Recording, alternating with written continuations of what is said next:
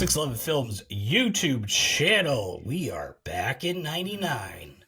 Back in 99. My name is David Groves, is one of your hosts. With me as always, Neil McKay. What is going on? Doing a broad comedy today, bringing out Adam Sandler. Big Daddy. Big Daddy. Big Daddy. This was this was right in that period where like I could still stomach Adam Sandler. Like a few years later, it just went down the tubes. This is like the beginning. I wouldn't say the beginning of the end for Adam Sandler, but like this, then Mr. Deeds, obviously Punch Drunk Love, and I'll talk more about that in a bit. But 2003, 4. Yeah, he did to me like I think I was looking at his IMDb and it was like, I mean, there's Punch Drunk Love, who we're gonna talk about that. I'm not the biggest fan of that movie, but like that was cool. I could do that. I could do Anger Management. I could do, I think, 50 First Dates, but like that was kind of like the end of it. And then everything he's done pretty much in the last like 20 years, I'm just like, oh, I have like no. No. Wait. We've talked about this so many times. This is the curse of the comedic actor that truly is so cliched. You know, it happened to Will Ferrell. It happened to Danny McBride. It's like the overexposure, like Ben Stiller and this kind of thing. Character you've done now. You know, it's super funny in Billy Madison, super funny in Happy Gilmore, super funny. Little Nicky was a decent little departure, even though I didn't love that movie. And then he goes back to play more or less Happy Gilmore and Big Daddy. I mean, Billy Madison, Happy Gilmore, and then he was like on this upward trajectory with what was the 80s one that he did with Drew Barrymore? Why am I blanking on that name?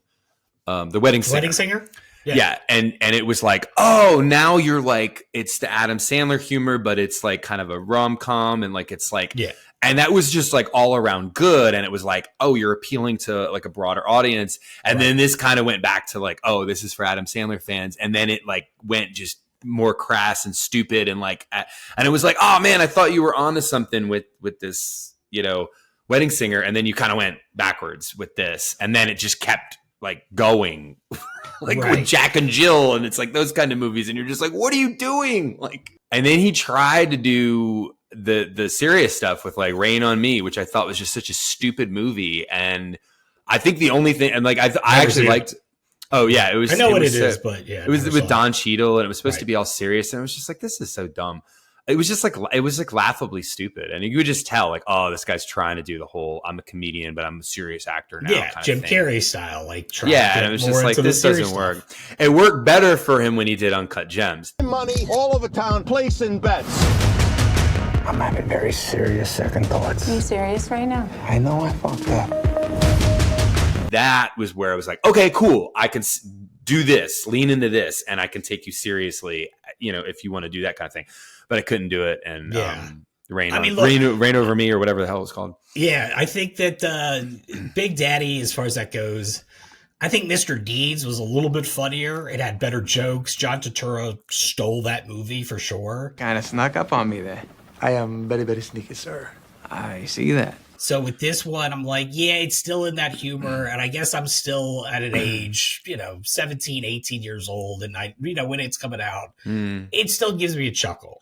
Again, I would never, ever say it's Happy Gilmore. And it's so funny just to bring up the Punch Drunk Love and come back to that. It's like, it's so crazy how Paul Thomas Anderson loves this movie and loved wanting to put him in Punch Drunk Love because it's his. Oh, Big Daddy's the reason that he cast him. And I didn't.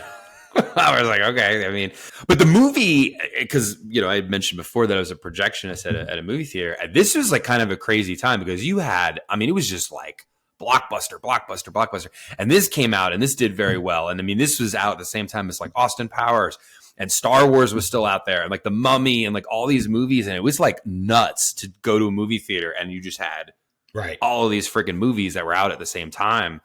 And this was a big one. I mean, this was like a huge summer comedy blockbuster. With like Billy Madison and Happy Gilmore, it works because this guy's like a total loser and we're making fun of him. And then it's like, but as Adam Sandler's career kind of progressed, it was like he's the lovable schlub, but he's not but he can kick people's ass, and he's this and he's that, and it's like all of a sudden like it was like he took himself more seriously or something, and it's like, oh, this doesn't work anymore. Like I can't take Adam Sandler seriously, and I don't know where this came from as like, oh, he goes in and kicks people's ass, and then he does like you don't mess with the Zohan, and he's like an assassin or something. I'm like, what is this? And then there was like a scene where he goes in like the house and like. Because the guy didn't give out Halloween candy, and he like beats the guy up to give him. Yeah. I'm just like, what is happening here? And it's just, and then you have like, I mean, you look back on it, and it's like, I get what they were doing, but like, you have the Christy Swanson character who like breaks up with him, and it's like, she has every right to. The guy's a total loser, and then they make fun of her, like, oh, like, see what you've been missing, like, and that's Happy Gilmore, not Big Daddy. That's the Happy Gilmore with Kirsty Swanson. No, this was Big Daddy. He's got a 5-year plan. What is it? Don't die. That's Big Daddy. Big Daddy. Oh, okay. That's Big Daddy. Happy Gilmore was what's her name from Modern Family?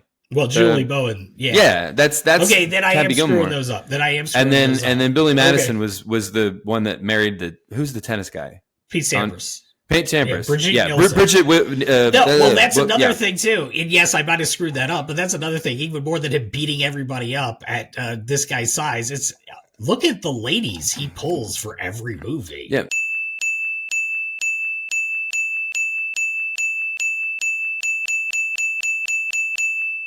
I guess this is like proof in the pudding. Is like, wait, when did Adam Sandler suddenly attract these like bombshell beauties? Yes. And it's like, and then they're like stupid to leave this guy, and it's like, what is happening with these movies? It's like, it's just crazy. All right, guys, thanks so much for watching this episode of Back in 99. We'll see you guys on the next Back in 99. Later.